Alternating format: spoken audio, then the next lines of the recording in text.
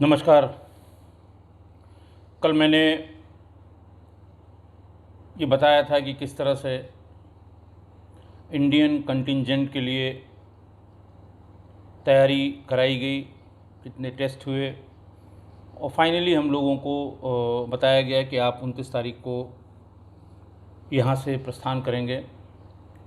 31 की रात कोसोवो पहुँच जाएंगे और पहली तारीख को आपको वहाँ पर अपना योगदान देना होगा, आपको ज्वाइन करना होगा। हम लोग इंडियन एयरलाइंस की फ़्लाइट से सामान के बारे में मैंने बताया कि सामान संयुक्त राष्ट्र संघ की ड्यूटियों में जो जाते हैं इंडियन एयरलाइंस की तरफ से, उसमें 35 किलो के बजाय 100 किलो का सामान, क्योंकि लंबे समय के लिए जाना है, भारतीयों के लिए ये छूट मांगी गई थी। पहले जब कंटिंजेंट गए होंगे 2001-2002 से जाने लगे थे भारतीय कंटिंजेंट और हम 2008 में जा रहे थे। तो उसी सामान में आटा भी था, दाल भी था, चावल भी था, मसाले भी थे और चकला था, बेलन था, तवा था, कढ़ाई थी। ये सब चीज़ें जो पूर्व में गए हुए वहाँ लोग थे और तमाम और विद्वानों की राय से जो एक लिस्ट बनी थी, सर्कुलेट हुई थी, उसमें अपने अपने काम की चीज़ें हम लोगों ने रख ली थी और हर बार उसको ले जाके तौलाते थे बाहर बिग बाज़ार के, कभी उसमें, कभी किसी ट्रांसपोर्ट के उसमें जो धर्म कांटा होता है, कभी कम होता, कभी ज़्यादा, फिर होता ये भी रख लीजिए, वो भी रख लीजिए। और जो सबसे बड़ी समस्या थी कि रजनीगंधा तुलसी को कैसे ले जाया जाए। अंत में डिसाइड किया गया कि जो बैग है, बैग में नीचे की तरफ 10 डिब्बे या 15 डिब्बे जो भी आ सकते हैं रजनीगंधा के, और उसके सापेक्ष 00 यानी तुलसी जितनी लगती है, यानी अगर आप 15 डिब्बे ले जा रहे हैं तो आपको 3 डिब्बे बड़े वाले तुलसी के ले जाने होंगे। फिर ये हुआ, मान लिया रास्ते में ये कन्फिस्केट हो जाए, एयरपोर्ट पे कहीं इसमें आपत्ति हो जाए, बाहर रख लें, कौन झिक करेगा, छोड़ देंगे। फिर रास्ते के लिए कुछ तो इंतज़ाम होना चाहिए। तो जो हैंडबैग होता है 8 केजी, जिसमें 8 साढ़े 8 केजी परमिसिबल लिमिट होती है, उसमें हुआ कि 2-3 डिब्बे उसमें और एक दो छोटी वाली डिब्बी उसमें रख ली जाए, क्योंकि बहुत लंबा सफ़र था, एयर ट्रैवल भी बहुत लंबा था और इस समय में चूँकि आदत पड़ गई थी। और फिर वही है कि जिस चीज़ की आदत हो और वो न मिले तो उसकी ज़्यादा आवश्यकता महसूस होती है। शायद इसी को तलब भी कहते हैं कि ज़्यादा तलब उसकी लगती है। आदमी अनकंफर्टेबल होने लगता है, जिसको जिस चीज़ की आदत हो जाए। जो अल्कोहल के यूज़ करने वाले हैं उनको वैसी होती है, जो सिगरेट पीने वाले हैं, सबका अपना अपना अलग अलग तरीका है अपने आप को व्यस्त रखने का। तो इसका भी इंतज़ाम कर लिया गया। कुछ ये हुआ कि वहाँ जाते ही रोटी बनाना, उसको सीखना, ये तमाम तमाशे कौन करेगा, इसलिए रेडीमेड, उस समय जैसा कल किसी ने बताया था कि हल्दीराम में बहुत ढेर सारे रेडीमेड खाने की चीज़ें अब मिलने लगी हैं, लेकिन उस समय ऐसा नहीं था।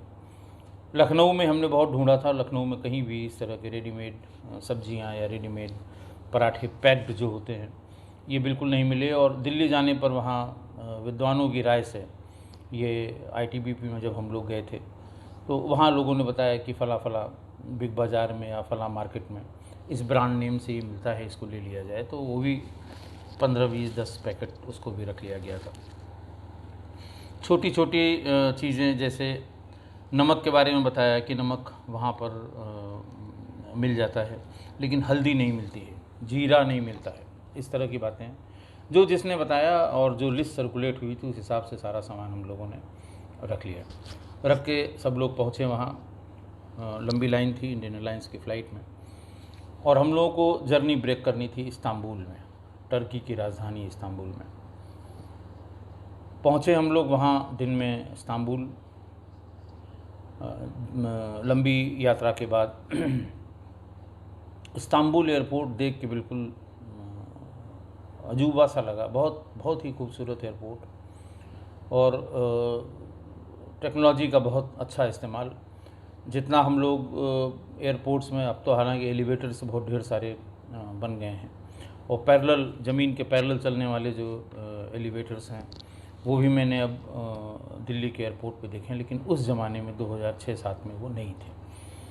और वहाँ पर एक टर्मिनल से दूसरे टर्मिनल पर जाने के लिए आपको अपना हैंडबैग लेके, वो जो आप अपना बैग लिए हुए हैं, नीचे पहिए लगे हुए हैं, उसको खींचते हुए या उसको आगे ढकेलते हुए, उसके सहारे जाने की ज़रूरत नहीं है। सब जगह सारे रूट पे भीतर वो जो ज़मीन के पैरेलल चलने वाले एलिवेटर्स जो होते हैं, आप उस पर खड़े हो जाइए और कन्वेयर बेल्ट जैसे होते हैं, आप खड़े हो जाइए, एक डेस्टिनेशन से दूसरी डेस्टिनेशन तक आप पहुंच जाएंगे। पैदल चलने की ज़रूरत बहुत ज़्यादा नहीं थी। काफ़ी देर तक वहाँ आप रुक सकते थे, काफ़ी देर तक रुकना था। कनेक्टिंग फ़्लाइट काफ़ी देर में थी। सभी लोग वहाँ सेल्फ़ी पॉइंट बहुत ढेर से बने हुए हैं। बहुत ही खूबसूरत एयरपोर्ट है। वहाँ से हम लोगों को कहा गया कि यहाँ आप अगर चाहें तो बस कर लें और किसी डेस्टिनेशन पर, होटल के डेस्टिनेशन पे आप रुक सकते हैं। फ़्लाइट अगले दिन आप लोगों को ले जाएगी प्रिस्टीना एयरपोर्ट तक। एक रात के लिए रुकना था और अगले दिन दोपहर में चलना था। तो ये डिसाइड किया गया कि सभी लोग, हम लोग होटल पे रुकेंगे। वहाँ से कोई 20 किलोमीटर दूर एक होटल में रुकने की व्यवस्था की गई, बातचीत की गई। और ये हुआ कि सुबह का समय भी हमारे पास रहेगा, तो बजाय इसके कि हम रूम में पड़े पड़े सोएं, ब्लू मॉस्क टर्की में, इस्तांबुल में हम लोग देख लेते हैं। और भी कुछ जो देखने की जगहें हैं वो हम वहाँ देख लेंगे। समय से वापस एयरपोर्ट आ जाएं, होटल आ जाएंगे, होटल से हम लोग एयरपोर्ट आ जाएंगे और प्रिस्टीना की फ़्लाइट वहाँ से मिल जाएगी। ऐसा ही किया गया। होटल पहुँचे। रास्ते में बड़ा पहाड़ी जैसा इलाका, और वो पहाड़ी ग्रीन पहाड़ी नहीं जैसी, मतलब आप हरे भरे पहाड़ी नहीं, सूखी पहाड़ियाँ, बहुत बड़ी बड़ी पहाड़ियाँ, बिल्कुल जैसे पुरानी हवेलियों के गिरे खंडहर। लेकिन सड़कें बहुत खूबसूरत, चौराहे बहुत खूबसूरत, और ऑलमोस्ट हर चौराहे पर मुस्तफ़ा कमाल अतातुर्क की मूर्ति बड़ी बड़ी। वो वहाँ के रीसेंट टाइम्स के सबसे बड़े नेता आप उनको कह लें, सबसे वाइडली एक्सेप्टेड लीडर, जिसने बहुत ही लिबरल इकोनॉमी को वहाँ जन्म दिया, और जो वहाँ कट्टरपंथ था, कट्टरवादिता थी, उसको टर्की में ख़त्म कराया था। मॉडर्न टर्की के शिल्पी कहे जाते हैं मुस्तफ़ा कमाल अतातुर्क। उनकी जगह जगह जो पट्टिकाएँ लिखी हुई थीं उनके जीवन शैली के बारे में, जिस स्मारक के आसपास उनकी मूर्ति कहीं कहीं आदमकद और कहीं कहीं बस्ट जो उसकी लगी होती है, उसके नीचे जो शिलालेख लिखे हुए थे इंग्लिश में, बाकी तो टर्की में लिखे हुए थे, लेकिन जो इंग्लिश में लिखे हुए थे उसको पढ़ा गया, तो उससे ऐसा लगा कि वो सर्वमान्य नेता उस समय में रहे होंगे। बल्कि वहीं एक मार्केट से हम लोगों ने छोटा सा बस्ट भी उनका खूबसूरत सा मेटेलिक ब्लैक कलर में वो ले लिया था रखने के लिए, अपनी याददाश्त के लिए। मैं चूँकि हिस्ट्री का स्टूडेंट नहीं हूँ और हिस्ट्री में मेरी दिलचस्पी भी बहुत कम थी, इसलिए मुझे बहुत टर्किश एम्पायर के बारे में या मुस्तफ़ा कमाल अतातुर्क के बारे में बहुत ज़्यादा जानकारी नहीं थी। जो भी जानकारी हुई मैं उसी दरमियान, जब ये तो पहली बार गया था, उसके बाद भी कई बार इस्तांबुल एयरपोर्ट के थ्रू मैं आया था हिंदुस्तान, तो उस समय भी मैंने उनके बारे में ये जानकारी की थी। होटल में रुके, अच्छे से कमरे थे, सिंगल ऑक्यूपेंसी वाले कमरों में हम लोगों को रोका गया। और वहाँ जो टर्किश भाषा थी उसका पहला साप्ताह हमारा जो पहला वास्ता, पहला शब्द जो पढ़ा, वो जब उसने तौलिया और ये सब लगाई, तो वो मुझसे ये पूछने आया कि आपको लिक्विड सोप की ज़रूरत तो नहीं है। लिक्विड सोप से उसका आशय था, थोड़ी टूटी फूटी इंग्लिश बोल लेता था वो, जो उसका जो मेंटेनेंस का जो इंचार्ज था। तो मेरी समझ में नहीं आया क्या पूछना चाह रहा है, तो उसने दिखाया मुझे ले जाके वॉशरूम में कि साहब ये देखिए, ये सॉलिड वाला, टिक्की वाला। और बात करते करते उसने कहा कि ये साबुन है।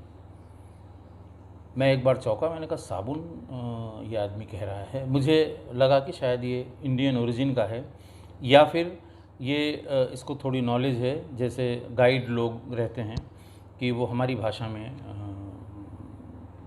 बात कर रहा है। मैंने उससे रिपोर्ट किया, हाउ डू यू नो, आप कैसे जानते हैं कि ये साबुन क्या आप कभी इंडिया गए हैं? तो उसने साफ मना किया कि नहीं साहब। और उसकी बातचीत से ऐसा लगा कि नहीं, ये भाषा हमारी है और हम इसको साबुन कहते हैं। खैर, उस समय इंटरनेट और वहाँ तो बिल्कुल मोबाइल चल ही नहीं रहा था हम लोगों का, क्योंकि इंडियन जो सिम हम लोगों के पास थे वो उसी समय जब हम लोग टेक ऑफ कर रहे थे उसी समय वो डीएक्टिवेट हो गए थे, या उनका कार्य क्षेत्र ख़त्म हो गया था। प्रिस्टीना पहुंच के नए सिम लेने के लिए हम लोगों को आईटीबीपी के हेडक्वार्टर में बताया गया था कि किस तरह के सिम, क्योंकि कॉल बहुत महंगी थी वहाँ पर, किस तरह की सिम लेनी है और कैसे कैसे क्या करना है, ये सब बताया गया था। तो कोई और तरीका नहीं था। लेकिन बाद में जाके वहाँ पर जब हम सिस्टम पर, यानी कंप्यूटर जब यूएन में हम लोगों को मिला अपना काम करने के लिए, तो उसमें देखा कि बहुत ढेर सारे शब्द ऐसे कॉमन जो हम लोग इस्तेमाल करते हैं, दरअसल वो टर्किश ओरिजिन के शब्द हैं, और साबुन उनमें से एक था। इतनी बड़ी समानता, क्योंकि आज भी कम से कम उत्तर भारत में सोप को हिंदी में साबुन ही कहते हैं। चलिए, जो पढ़े लिखे लोग हैं वो सोप कह लेते हैं या और कोई बात, लेकिन बिल्कुल देहात, घोर देहात, जहाँ पढ़ाई लिखाई का कम स्कोप है, देहात के लोग भी, हमारे यहाँ, हमारे गांव में भी इसको साबुन ही कहते हैं। तो इसका मतलब ये बहुत सालों से ये शब्द यहाँ प्रचलन में रहा होगा। और कहा ये जाता है कि टर्किश जो संस्कृति थी या टर्किश जो भाषा थी वो उसी समय की थी, उसी के आसपास की थी, जब यहाँ पर बहुत पहले कभी विदेशी शासक आए होंगे, और शायद तभी से ये कॉमन बोलचाल। बहुत ढेर सारे शब्द, मुझे और शब्द याद नहीं आ रहे हैं। थोड़े से वहाँ 10-12 घंटे के स्टे में कम से कम 4 या 5 शब्द ऐसे मिले जो सामान्य रूप से हम लोग यहाँ पर इस्तेमाल करते हैं। सवेरे सब लोग तैयार हुए। सबसे बड़ी दिक्कत थी वो 100 किलो सामान जो हम लोग बांधे हुए थे, और इसको कैसे खोला जाए, कब खोला जाए। तो उसको नीचे ही इनके एक रूम को खाली करा के सभी लोगों ने उसी में अपना अपना सामान रख दिया था, और हम लोग अलग अलग बसों से सुबह 6 बजे ही निकल गए ब्लू मॉस्क देखने के लिए। ब्लू मॉस्क अभी हाल में चर्चा में आया है टर्की में। हम लोग जब इसको विज़िट कर रहे थे उस समय वो म्यूज़ियम था, अब उसको किसी धर्म स्थल में कन्वर्ट करने के लिए वहाँ की सरकार ने निश्चय किया है। लेकिन जगह बहुत खूबसूरत है, बहुत खूबसूरत बिल्डिंग है वो, और उसके सामने की एक बिल्डिंग है, दोनों हम लोग देखने गए। मार्केट भी हम लोग देखने गए। और इस्तांबुल शहर बहुत साफ़ सुथरा और बहुत ही करीने से बसाया हुआ शहर है। लोग भी वहाँ के बहुत कट्टरपंथी नहीं समझ में है, खुले और स्वच्छंद विचारों के लोग वहाँ पर सड़कों पर, उनकी आवाजाही, उनकी बोलचाल, उनके भाषा, उनके रिफ्लेक्सेस और उनकी बॉडी लैंग्वेज से ऐसा कहीं नहीं लगा कि वो बहुत ही कंजर्वेटिव हैं। खुले हुए विचारों के लोग वहाँ लगे। खैर, सब घूम घाम के हम लोग समय से आ गए, समय से एयरपोर्ट पहुँच गए, और हमारा टर्किश एयरवेज़ का विमान प्रिस्टीना के लिए तैयार था। फिर एक बार घंटों घंटों लगा, सामान सबके पास बहुत ज़्यादा था। हम लोग पूरी गृहस्थी लेके चले थे, साल भर की गृहस्थी, जैसे साल भर ऐसे अनजान देश में जहाँ हम लोगों के खाने पीने के का कोई सामान सामान्य रूप से नहीं मिलता, खासकर शाकाहारियों के लिए बहुत दिक्कत थी वहाँ पर। तो पूरी गृहस्थी को फिर उसको वहाँ तक पहुँचाना, एयरपोर्ट तक ले जाना, चेक इन के समय पूरा सामान एक बार फिर से चेक कराना, क्योंकि यूएन का कोई प्रतिनिधि हमारे साथ नहीं जाता था। हम जब ज्वाइन कर लेंगे वहाँ पर, तब हम उनके प्रतिनिधि या हम उनके रोल्स पर होंगे, तभी हमारी मदद के लिए हम जहाँ कहेंगे वहाँ लोग हमारी मदद के लिए आ सकते हैं। हम प्रिस्टीना एयरपोर्ट पहुँचे। एयरपोर्ट में जैसे ही लैंड किया हमारा प्लेन, और हम लोग सीढ़ियों से नीचे उतरने लगे, बाहर का नज़ारा देखा, बिल्कुल सफ़ेद, चारों तरफ पहाड़ियाँ। आप समझ सकते हैं 31 दिसंबर की बात थी। पूरी सर्दी अपने पूरे शबाब पे थी और बिल्कुल जिसको कहते हैं एकदम सफ़ेद, कहीं कोई हरियाली का नाम निशान नहीं, क्योंकि ये शहर से बहुत बाहर है प्रिस्टीना का एयरपोर्ट और निर्जन इलाके में है, पहाड़ियों के बीच में है। तो चारों तरफ सफ़ेद बर्फ़ और शायद पहली बार मैंने ये खुद नंगी आंखों से अपने ये देखा था कि बिल्कुल चारों तरफ बर्फ़ ही बर्फ़ है। भीतर चूँकि टेम्परेचर रेगुलेटेड था इसलिए बहुत ज़्यादा अंदाज़ नहीं था, लेकिन बार बार हम लोगों को बताया गया था कि उस समय में जब आप एयरपोर्ट से नीचे उतरेंगे तो ठंडक का ख्याल रखें। आप जितने गर्म कपड़े आप अपने पास रखे हैं उनको साथ में रखे रहें। उतरते समय जैसे ही आप उतरें वहाँ पर सारे अपने ओवरकोट पहन लें, कान में जो आपको कान ढकने के लिए जो भी आपके पास है उसको लगा लें, इनर पहन लें, जूते प्रॉपरली पहनें, गर्म सॉक्स के साथ पहने। इस तरह की बातें सब इंस्ट्रक्शन में बताई गई थी। वहाँ पहुँचे तो जब सीढ़ियों से उतरे तो ऐसा लगा कि ऐसा तो कुछ नहीं है, ठीक है बर्फ़ पड़ी है लेकिन ऐसा नहीं है कि बिल्कुल हड्डियाँ गल जाएंगी। और उस समय अंदाज़ नहीं था कि अभी हम एटमॉस्फेयर में पूरी तरह से एडजस्ट नहीं हुए हैं, इसलिए शायद हमको ये लग रहा है कि ठंडक उतनी ज़्यादा नहीं है। यूएन से गाड़ियाँ आई हुई थी नए कंटिंजेंट को, इंडियन कंटिंजेंट को लेने के लिए। सामान के लिए 2 अलग ट्रक आए हुए थे। ये इंस्ट्रक्शन वहाँ पर जो United Nations peace keeping mission का जो आदमी आया था कि उसने ये बताया कि नंबर इतने से इतने तक इस गाड़ी में रखेंगे और इतने से इतने तक इस गाड़ी में रखेंगे। वहाँ उसी ने पहले सबका पासपोर्ट, यूएन का जो लेटर गया था हमारी सरकारों को, उनकी कॉपी, ये सब बाहर निकालने के लिए कहा। हम लोग सब बिल्कुल inner, sweater, jacket, coat, muffler सब एकदम से तैयारी से वहाँ से गए। फिर वहाँ जो फॉर्मेलिटी होती है एयरपोर्ट की, चेकआउट की, वो सारी फॉर्मेलिटीज़ हम लोगों ने पूरी की। पूरी करने के बाद गाड़ियों में बस थी यूएन की, उस पर बिठा दिया गया और ये बताया गया कि आपके लिए एक होटल कराया गया है और वो था होटल गार्डन आपके लिए कराया गया है और आप लोगों को 3 दिन तक वहाँ रुकना है और 3 दिन तक के रुकने का खर्चा वो संयुक्त राष्ट्र संघ की तरफ से दिया जाएगा। अगर आप उसके बाद ओवर स्टे करेंगे तो वो आपको उसका पैसा आपको खुद देना होगा। वहाँ भी सामान की ही दिक्कत थी। सामान जब ये हुआ कि यहाँ सामान खोलना नहीं है और सामान फिर एक जगह, इतने लोगों का सामान 40-45 लोगों का एक कमरों में पूरा भर के, बार बार उसमें पेन से हम लोग मार कर देते थे कि ऐसा ना हो कि कहीं मिस कर जाए। तो सामान एक जगह रख दिया गया। सामान के बाद हम लोगों को एक सीटर रूम में स्थापित कर दिया गया। बर्फ़बारी हो रही थी, बहुत ही घनघोर बर्फ़बारी हो रही थी। भीतर कमरों में थोड़ी जो हीटर की व्यवस्था है वो थी। वहाँ असल में केंद्रीकृत वेपर सिस्टम है, मतलब एक जगह से गर्म भाप या गर्म पानी सर्कुलेट होता है जिसके कनेक्शन सभी घरों में दिए गए हैं। वो अपने कमरों में या अपने किचन में या जो भी बंद जगह है वहाँ से सर्कुलेट करते हैं, तो वो गर्मी देते हैं। वो कोई बिजली से हीटर चलाने की कोई आवश्यकता नहीं होती है।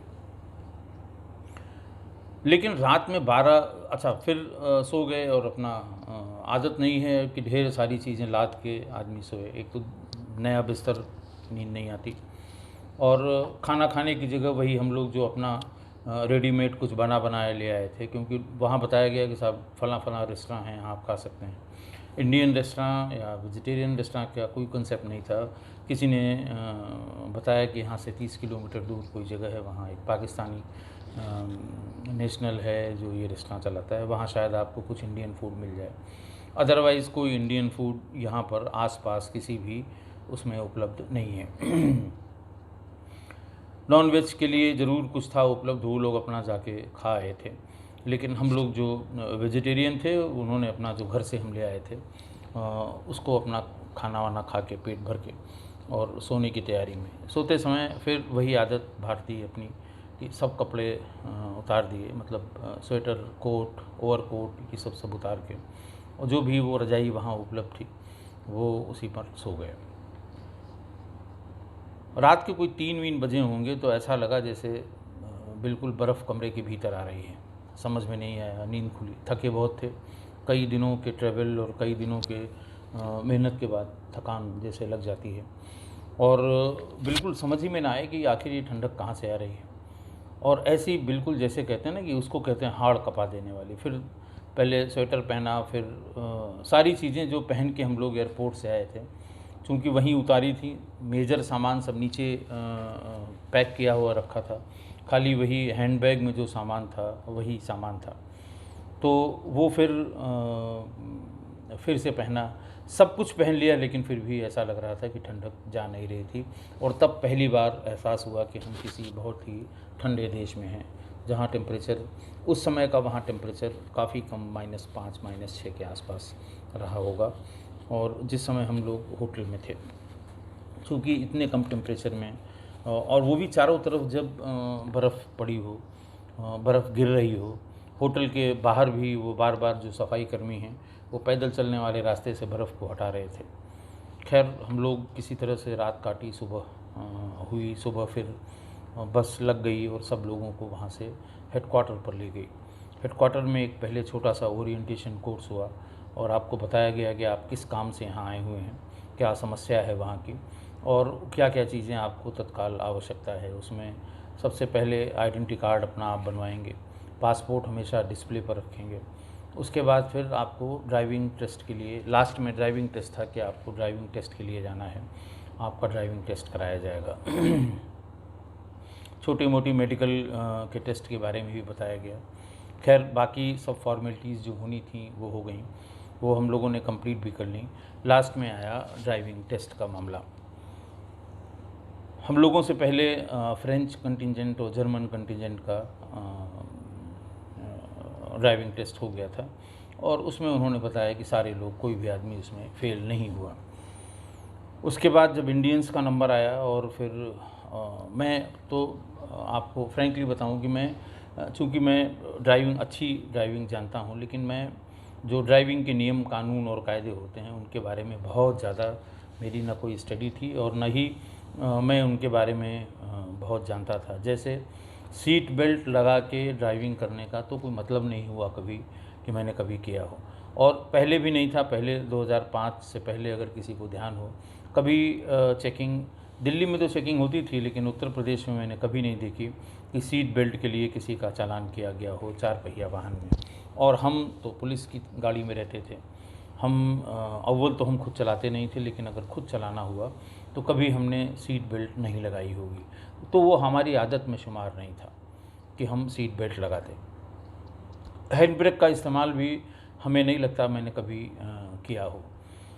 तीसरा जो सबसे बड़ी बात मैंने आपको बताया था कि अपनी वो आदत बैक करने के लिए पीछे देखकर बैक करना। हालांकि जब हम ड्राइविंग टेस्ट दे रहे थे तो उस समय अपनी जिप्सी से मेरठ में मैंने बहुत प्रैक्टिस की थी, तो वो जितने भी उसके बैरियर होते हैं बैक मिरर को देख के, वो तो हम टेस्ट तो हम वहाँ का क्वालिफाई कर गए, वरना यहाँ तक हम पहुँचते ही नहीं। लेकिन आदत तो आदत है, वो नहीं छूट सकती। ड्राइविंग टेस्ट शुरू हुआ। कुछ लोग जो एक आध मिशन में पहले भी आए थे, कुछ वो उनके लिए दिक्कत नहीं थी। हालांकि उन्होंने बताया था कि साहब देखिए, यहाँ ड्राइविंग टेस्ट के समय में जो नस्ल भेद है वो बहुत ज़्यादा है। टेस्ट लेने वाले सब यूरोपियंस हैं। जो यूनाइटेड नेशंस का जो मिशन है वहाँ पर जो मोटर ट्रांसपोर्ट सेक्शन के जो लोग होते हैं वही टेस्ट लेते हैं, और वो सभी गोरे लोग हैं। और आप देखिएगा कि जो ब्लैक हैं, जिनको नस्ल भेदी में हम, जिसमें दूसरी नस्ल में शामिल हैं एशियाई लोग, इनके साथ बहुत भेदभाव होगा। लेकिन मैंने कभी इस बात को माना इसलिए नहीं। हमने कहा संयुक्त राष्ट्र संघ की संयुक्त राष्ट्र का ये डिपुटेशन है, नस्ल भेद के विरुद्ध सबसे अधिक संयुक्त राष्ट्र में काम किया गया है, ऐसा कैसे हो सकता है। लेकिन पहली बार मेरे अपने जीवन में मैंने नस्ल भेद को महसूस किया था जब ड्राइविंग टेस्ट हो रहा था। खैर बहुत से ऐसे लोग जिनके हिसाब से उन्होंने सब कुछ सही किया था, लेकिन फिर भी वो ड्राइविंग टेस्ट में फ़ेल डिक्लेयर किए गए।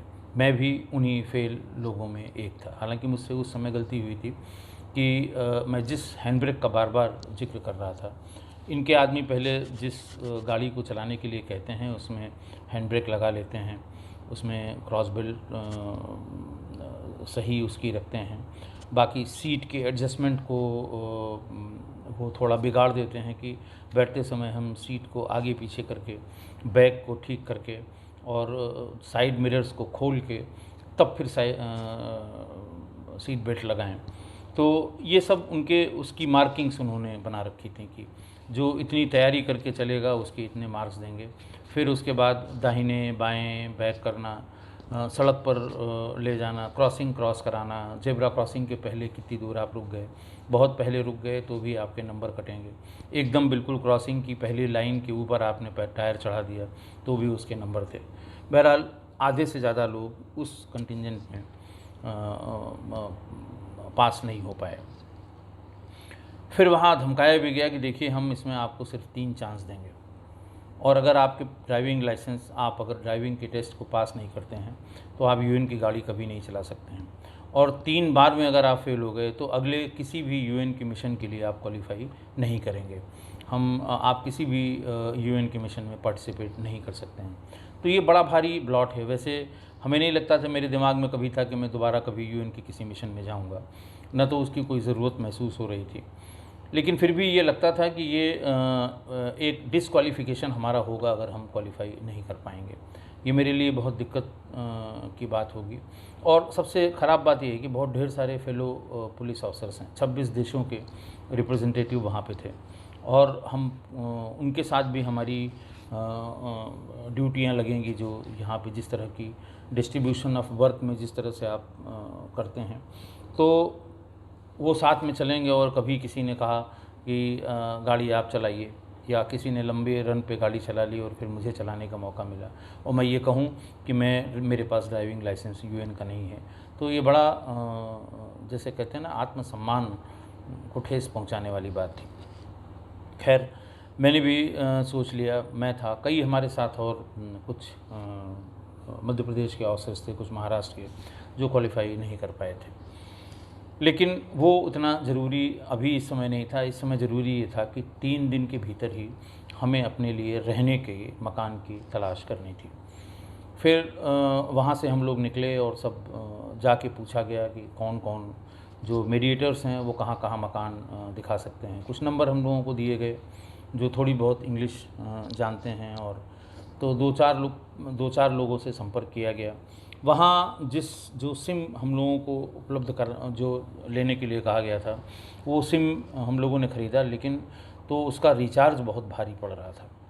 एक कॉल इंडियन करेंसी में 20-20, 22-22 रुपये पर मिनट पड़ रही थी, और ज़रा सी बात अगर घर पे करिए तो बस ये लगता था कि ख़त्म हो गया पैसा, इसको रिचार्ज कराना पड़ेगा।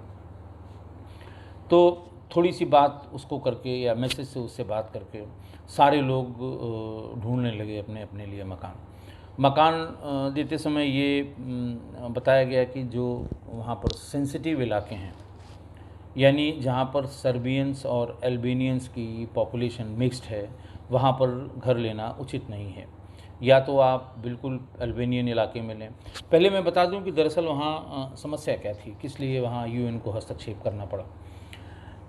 जो हिस्ट्री के विद्यार्थी हैं, ऑटोमन एम्पायर के बारे में जानते होंगे कि वहाँ किस तरह से ये बाल्कन्स में तमाम छोटे छोटे देश थे, और किस तरह उनको ऑटोमन साम्राज्य के समय उनको एक किया गया, और फिर आपस में वो हमेशा लड़ते रहे। और कुछ उसमें से जो जैसे कोसोवो, बोस्निया हर्जेगोविना, ये सब फॉर्मर यूगोस्लाविया का पार्ट था, लेकिन धीरे धीरे जब सोवियत रूस कमज़ोर होता गया तो ये सब कम्युनिस्ट राष्ट्र ये भी धीरे धीरे कमज़ोर होते गए। वहाँ पर झगड़ा कोसोवो में रेशियल झगड़ा था, जिसको अपने देश में अपनी भाषा में कम्युनल कहते हैं। उस तरह जैसा मुझे वहाँ बताया गया कि सन 60 या 65 में जब वहाँ का जो सेंसस था, वहाँ का जो जनगणना कराई गई थी, उस समय वहाँ पर अल्बेनियंस जो मुस्लिम होते हैं, अल्बेनियंस की संख्या कोई 65 से 70% रही होगी, और 30% ऑर्थोडॉक्स क्रिश्चियंस थे जिनको सर्बियन कहते हैं। तो और फिर जब 90 के दशक आते आते ये संख्या बहुत ज़्यादा हो गई। 90% के आसपास अल्बेनियंस हो गए और 30% के आसपास सर्ब्स रह गए। कुछ तो वहाँ से छोड़ के सर्बिया यानी यूगोस्लाविया के ओरिजिनल पार्ट जिसकी राजधानी बेलग्रेड है वहाँ चले गए। कुछ दूसरे देशों में चले गए और उनकी जगह उनकी खेती बाड़ी और जो उनके पशुपालन का सबसे बड़ा जो वहाँ काम था वो सब अल्बेनियंस ने कब्ज़ा कर लिया।